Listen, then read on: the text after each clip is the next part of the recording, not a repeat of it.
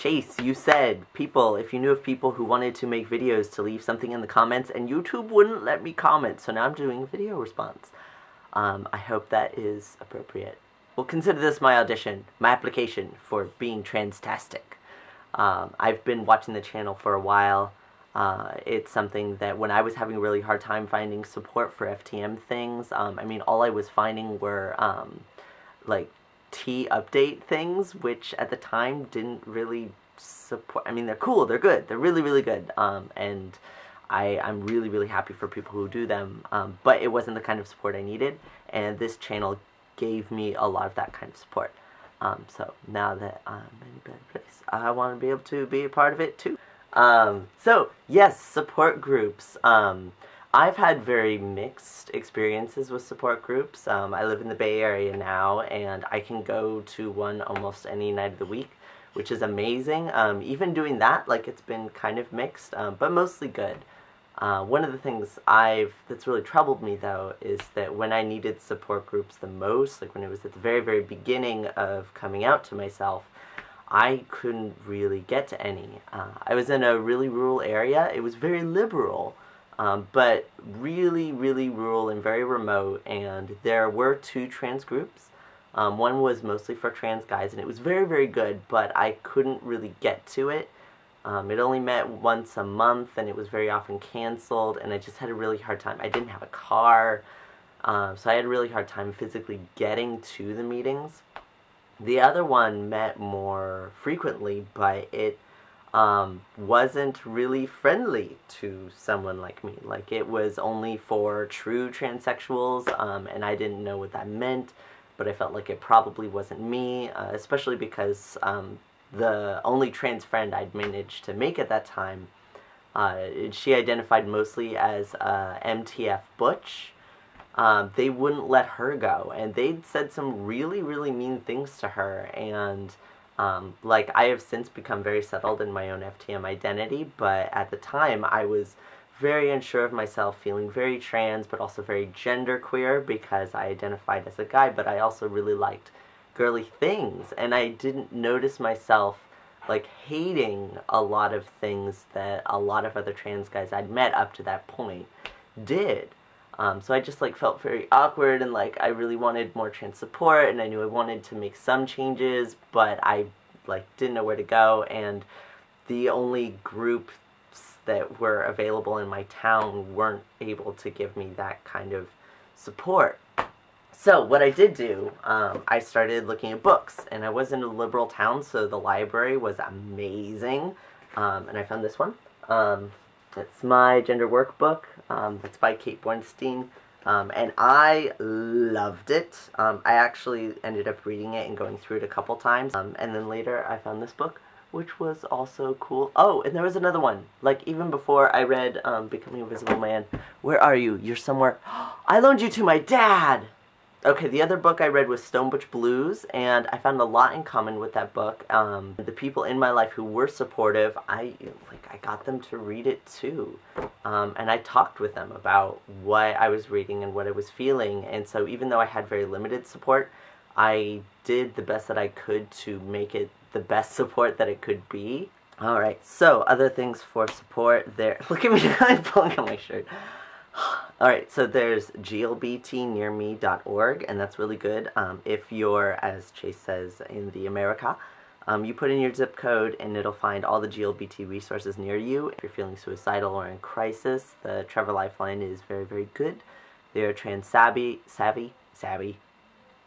They are trans savvy, and it's not just like the It Gets Better videos where someone's like, just, I'm sorry you're sad, but it'll be fine. Like, they're gonna talk with you, and they can deal with the really dark stuff, and they'll help you work through the stuff. So, if your support is failing, Trevor Lifeline is a good one to go to. Other things, people mentioned Laura's, and now I'm saying it wrong, Laura's Place. I'll provide a link to that as well. That one is also good. I really like the Self-Made Men. They have a tiny chat that is every weekday from 10 to 1. Eastern Standard Time, but people usually stay later in case you're on the West Coast and stay up super duper late like me.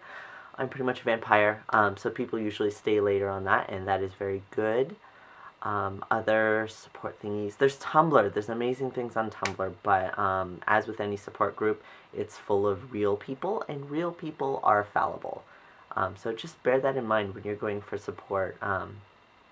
You know, like, nothing is going to be magical. That's why it's a good idea, if you can, to get multiple kinds of support and to do anything that you can to become super duper at your own self-care.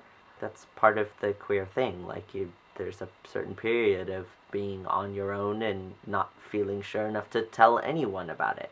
And it's kind of hard to get support if you don't tell anyone. Hard, but not impossible. If, like, outing yourself in order to get support would be so risky that you would be alone and in a dangerous place, or just, like, feeling completely bullied, like, it's okay to put this stuff on the back burner for a while until you are in a place where you can safely access support and access transition. And that doesn't mean that, like, somehow you're not being a good trans person. I feel like that's a feeling that's out there a lot, that, like, in order to be truly trans, like, you have to come out and you have to do all these things as soon as you know. Like, it just means that you're having to use a creative strategy to take care of yourself. Transitioning, going on T, if that's what you want, getting surgery, if that's what you want, are all really good things for taking care of yourself. But if that's not something that you can safely access or do right now, do something else that is good for taking care of yourself.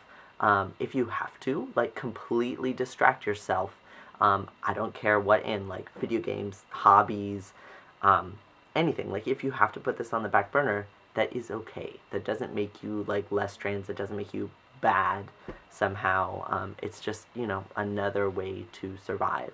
I do strongly encourage you to continue seeking out support in what ways you can while you're in that place. So things like YouTube, writing, you know, like, anything. Like, I can remember when I had a job where it wasn't okay for me to be out. One of the things that I did is I pretended like that I was, somehow being female was a disguise, and that was like I was a spy, which is weird, I know, but, like, it was my way of, like, dealing with it. And, like, if that's what you have to do, like, it doesn't matter. I don't care what it is you're doing to, like, cope. That's valid. And then when you can get support, do it. Get support. But if you can't, you know, like, find something else. If you can't think of anything, send me a message. We'll brainstorm something together. Like, I don't care how silly it is. If it helps, it's valid. So, other stuff about me you should know. Well, obviously, I'm on T. I've been on T for coming up on 8 months. It'll be 8 months in a week or two. And I am married, but I'm poly. I'm queer identified. Actually, like, more than queer identified, I identify strongly as a faggot. I really love bad words. I don't know, I just really, it works for me with how not only I am, like, obviously, I like the men's, but I also, like, I'm really queer in my presentation. I'm femme, I like femme things. I like the word faggot. I have a friend who's talking about getting the word faggot tattooed on his leg. Like, it's just such a good, it's such an awful word. Like, and there's also other words that, like, I would feel like reclaiming, but I feel like aren't mine to claim. But as I start to pass more, like, that's how I pass. Like, if I'm going to get bullied for something, it's not usually because of a trans thing, it's because I'm being perceived as an effeminate man. Because a random thing, I used to figure skate.